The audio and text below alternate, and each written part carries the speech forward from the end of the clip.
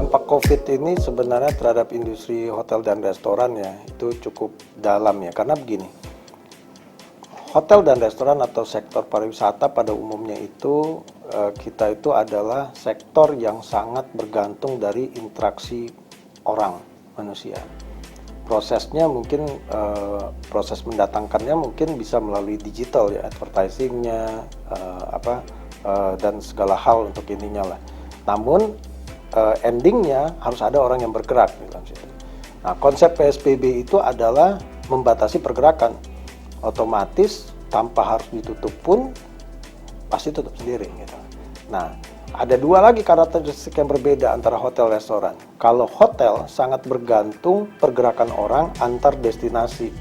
Jadi kalau yang namanya staycation itu yang nggak gede, ada tapi tidak besar, tidak juga berlaku kepada setiap destinasi itu jadinya. Nah, jadi dia sangat bergantung kepada pergerakan orang antar destinasi. Kalau restoran masih bisa dari orang lokal. Jadi pergerakan itu atau konsumennya bisa dari orang lokal, bisa orang dari luar gitu loh. Namun tumbuhnya restoran itu saat ini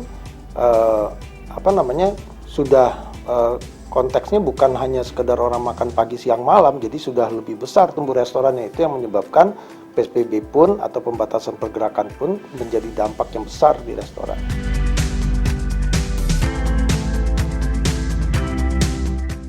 Begini, kita pertama itu mendata hotel pada PSBB jilid 1 ya, itu sekitar 1.800-an. Namun pada saat bulan Juni kan mulai terjadi pelonggaran PSBB, khususnya secara nasional, termasuk pertama kuncinya adalah DKI. Karena DKI ini menjadi kunci, kenapa? Karena DKI ini adalah ibu kota negara. Jadi begitu dia PSBB, tentu otomatis impact-nya adalah ke 34 provinsi. Sudah pasti. Nah, begitu ada pelonggaran di DKI Jakarta, itu terjadilah pergerakan tumbuh. Nah, beberapa hotel khususnya di daerah itu udah langsung buka. Apalagi daerah yang terdekat di Jabodetabek. Contohnya Bogor lah. Bogor, Puncak itu kan destinasi. Nah, sementara sumber pergerakan itu juga salah satu terbesar itu adalah dari DKI. Orang yang sudah jenuh dan seterusnya, apalagi Jakarta tuh Pulau Jawa itu didukung dengan infrastruktur yang cukup baik sekarang sehingga orang bisa commute by kendaraan pribadi gitu loh. Nah, jadi pada saat bulan Juni itu sudah mulai ada yang buka. Tapi masih ada juga yang tutup. Kenapa? Karena begini, bahwa kalau kita bicara, kita kan punya dua konsep. Kalau dalam pariwisata di Indonesia itu ada dua konsep. Pertama adalah Wisman, wisatawan mancanegara. Kedua adalah Wisnus, pergerakan wisatawan Nusantara, pergerakan domestik. Kalau kita petakan, kalau saya bicara dari struktur hotel, ya, hotel itu kalau kita lihat dari okupansi atau revenue hotel, bahwa wisatawan domestik itu, pergerakan domestik ini bisa kita ukur. Kalau bilang leisure, jalan-jalan itu yang terbesar cuma 3. Lebaran, Natal, Tahun Baru, libur sekolah. Itu yang terbesar domestik. Sisanya apa? Bisnis tourism. Nah, bisnis tourism ini yang menguasai okupansi hotel. Jadi tidak semua destinasi, 34 provinsi atau 500 kabupaten kota ini kira-kira itu hidup dari pariwisata yang namanya leisure. Nah, ini yang kita harus mindsetnya sama dulu, bahwa pariwisata itu tidak serta-merta orang yang pergi jalan-jalan, tapi orang yang pergi bisnis pun itu namanya MICE tourism kan gitu, atau business tourism itu adalah bagian daripada itu. Nah, domestik yang terbesar itu revenue kontribusinya di okupansi hotel itu adalah 30-40% variatif. Itu adalah business tourism. Business tourism yang mana? Bisnis tourism yang paling besar itu adalah yang dibiayai oleh APBN dan APBD. Itulah kita kenal adanya meeting dan seterusnya. Nah, pada saat bulan Juni kemarin, kan makanya PHRI selalu menyampaikan, pemerintah harus jadi trigger, kuncinya ada di situ. Kenapa? Kalau pemerintah jadi trigger, otomatis nih akan recovery cepat. Ini hidup lagi nih hotel. Nah, karena tadi saya bilang, kontribusinya cukup besar. In term of revenue pun, kan kalau meeting tuh namanya masuknya ke F&B, kan dia makan minum kan, selain kamar kan, itu cukup besar. Makanya tumbuh hotel itu sekarang sudah banyak, semua bangun hotel tuh bangun ballroom atau hotel and convention, karena disitulah ininya. Kalau orang cuma nginep 3 hari 2 malam cuma kamar aja, itu pendapatannya nggak terlalu besar gitu loh. Kalau kita bandingkan MICE tourism itu juga kita sebut jadi quality tourism itu adalah di situ. Nah, akhirnya dengan kejadian PSBB transisi PSBB kemarin Juni sampai September sebelum PSBB jilid 2 DKI terjadi pergerakan. Kita buktikan bahwa pada saat ada 2 kali momentum libur, proklamasi sama apa ya, saya lupa waktu itu. Nah, itu terjadi pertumbuhan. Pertumbuhan walaupun setiap bulannya itu kalau data BPS kan bilangnya cuma 5% ya. Ada beberapa daerah yang mengatakan okupansi bisa 40% atau 50%, tapi average room rate mereka turun, drop 20-30%. Kenapa? Demand-nya nggak stabil. Nah, yang hidup itu, yang naik itu adalah pada saat weekend atau long weekend. Daily-nya drop jauh. Otomatis yang harus memiliki working days-nya siapa? Pemerintah lagi. Makanya kita selalu bilang, triggernya harus dari pemerintah. Nah, kondisi saat ini kita perhatikan nih, kita kan masih berharap Desember sebenarnya. Ya kan, dengan ada PSBB jilid 2, kegiatan yang dari bulan September pertengahan sampai saat ini nih nggak bisa keprediksi. Seharusnya kan masih bisa diprediksi nih, akan tumbuh pelan, tumbuh 5% sampai endingnya nanti kita di Desember, karena ada libur panjangnya. Tapi dengan adanya seperti ini nggak bisa diprediksi, karena orang nggak berani reservasi. Kita masih, kalau ditanya bagaimana nanti dengan Desember, belum tentu. Desember itu nanti tergantung kondisi ada PSBB lagi atau tidak, masih kondisi COVID-nya seperti apa. Kita abaikan dulu ya vaksin ya, karena itu hal lain nanti. Itu kemudian yang kedua adalah daya beli. Ini jadi masalah. Nah, karena daya beli ini di hotelnya, jadi kalau untuk karyawan hotel kan jadi lemah. Kenapa? Kemarin mari hidup dari kamar. Bayangin berapa orang yang harus men-taking care ballroom itu belum bisa kerja. Karena baru kita kerjain kamar. Dan kamar itu pun tidak 100%. Untuk efisiensi, karena kita kan berat di listriknya, itu yang berat waktu di PSBB jilid 1. Nah, itulah kondisinya.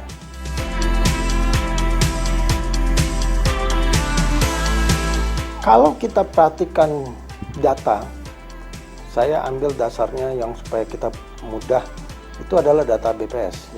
Data BPS itu paling tinggi ya, jumlah karyawan hotel itu kalau data BPS itu kan sekitar 500 ribuan, ya kan?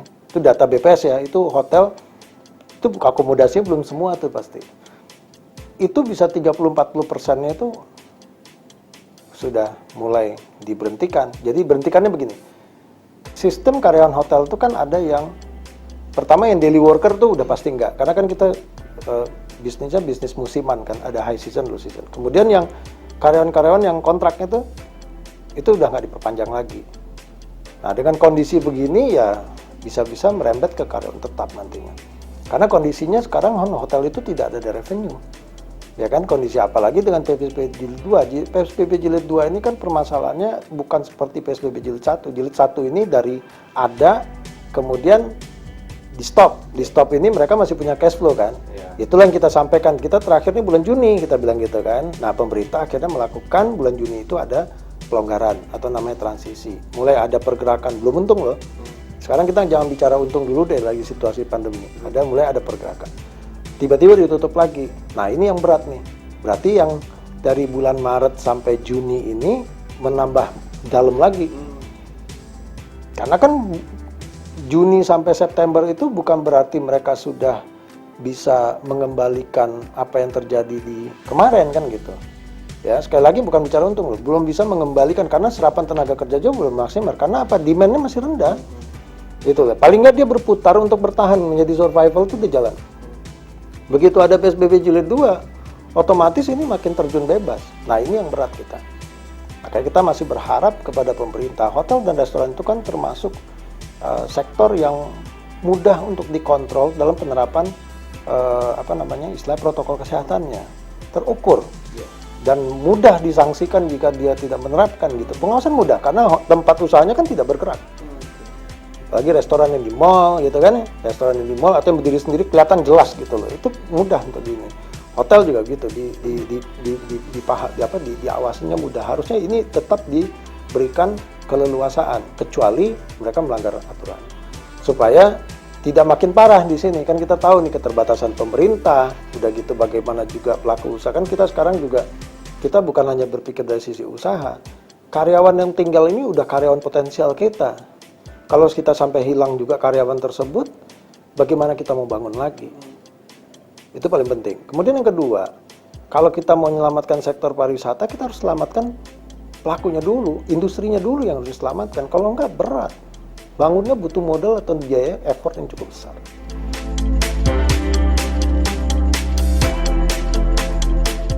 Bangkrut, PHK, itu dampak.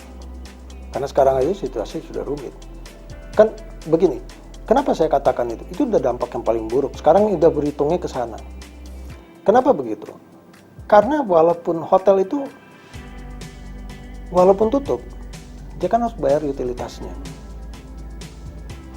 Komponen yang kita perjuangkan dari dulu, cuma 2 sebenarnya.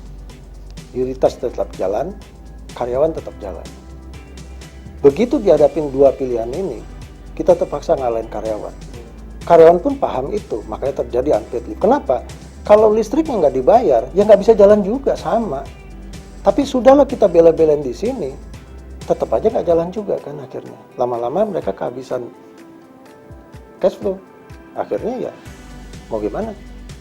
Ini yang terjadi. Sama kita mendapat relaksasi misalnya dari pemerintah masalah listrik, tapi kan udah telat.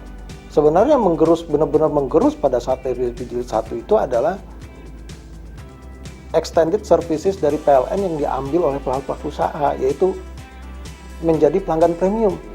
Yang tadinya mereka minimum hidupnya itu 40 jam, tapi mereka harus bayar 110 atau 200 jam. Nilainya cukup besar, itu bisa sampai ratusan juta. Jadi berhenti pun hotelnya, dia harus bayar segitu.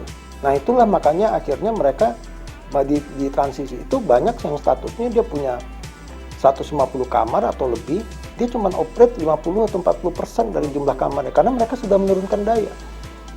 Daya mana yang diturunkan? Ya fasilitas yang nggak berfungsi dengan maksimal. Contohnya seperti ballroom, kamar demand-nya masih kecil, jadi dia turunkan sebagian dari dayanya. Kalau nggak kan bayarnya besar.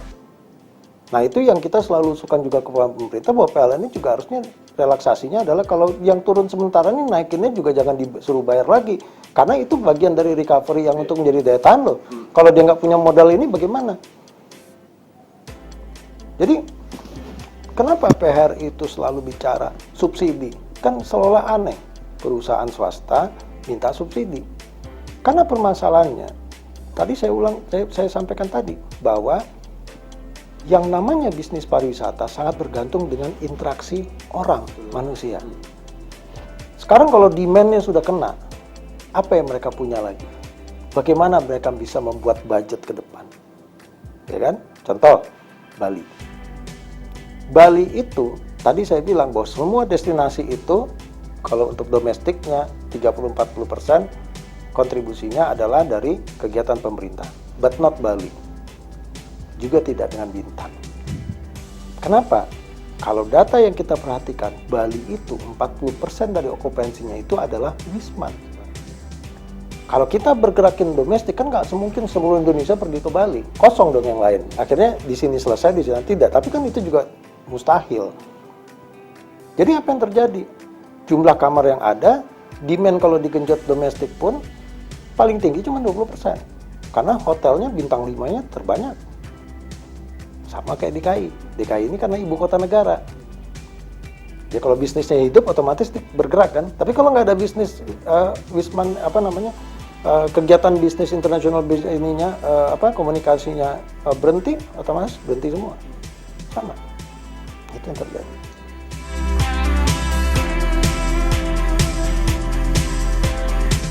Jadi begini, langkah yang kita juga harus apresiasi sebenarnya. Langkah yang diambil pemerintah kita apresiasi, tapi langkah tersebut tidak akan optimal di sektor pariwisata.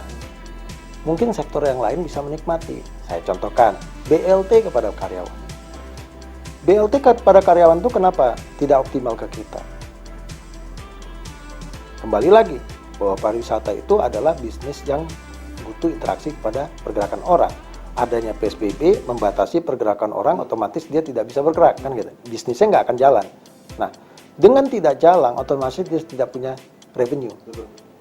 Makanya dari bulan Maret pertengahan sampai April itu udah mulai banyak yang tutup. Sampai terdata waktu itu di bulan Mei itu udah sampai 1.800-an. Itu data per hari, harusnya lebih-lebih ya. Nah, BLT ini syaratnya, salah satunya yang harus diinikan adalah bahwa karyawan tersebut tidak boleh nunggak BPJS Ketenagakerjaannya sampai bulan Juni.